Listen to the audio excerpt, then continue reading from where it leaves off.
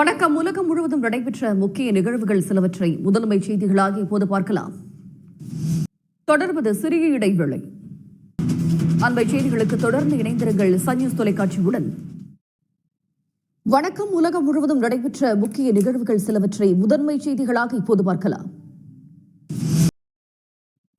வணக்கம். சன் நியூஸின் 3 மணி செய்திகளை வழங்குவதற்காக நான் ஷமீனா தினேஷ்குமார்.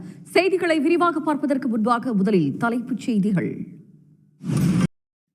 பிரபல வில்லன் மற்றும் குணச்சித்திர நடிகர் கோட்டா சீனிவாச ராவ் காலமானார். 83 வயதான ராவ் உடல்நலக்குறைவால் தொடர் சிகிச்சையில் இருந்து வந்த நிலையில் ஹைதராபாத்தில் இன்று அதிகாலை மரணமடைந்தார்.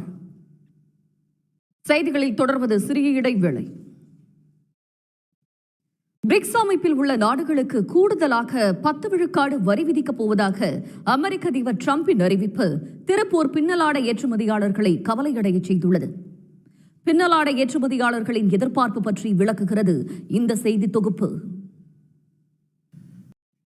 தமிழ்நாட்டில் கூட்டணி ஆட்சி அமையும் என அமித்ஷா கூறியதே வேத வாக்கு என தெரிவித்த எல் முருகனுக்கு அதிமுக துணை பொதுச் செயலாளர் KP முனுசாமி பதிலடி கொடுத்திருக்கிறார். அதிமுக தனி பெரும்பான்மையுடன் ஆட்சி அமைக்கும் என எடப்பாடி பழனிசாமி கூறியதே வேத வாக்கு என்று முனுசாமி கூறியிருக்கிறார். இந்தியாவில் நிவாரணப் பொருட்களை வாங்கச் சென்ற பாலஸ்தீனியர்கள் மீது இஸ்ரேல் ராணுவம் கண்மூடித்தனமாக தாக்குதல் நடத்தியுள்ளது. இதில் 60க்கும் மேற்பட்ட பாலஸ்தீன மக்கள் பரிதாபமாக உயிரிழந்தனர். இனி தமிழ்நாட்டின் முக்கிய நிகழ்வுகளை எக்ஸ்பிரஸ் செய்திகளாக பார்க்கலாம்.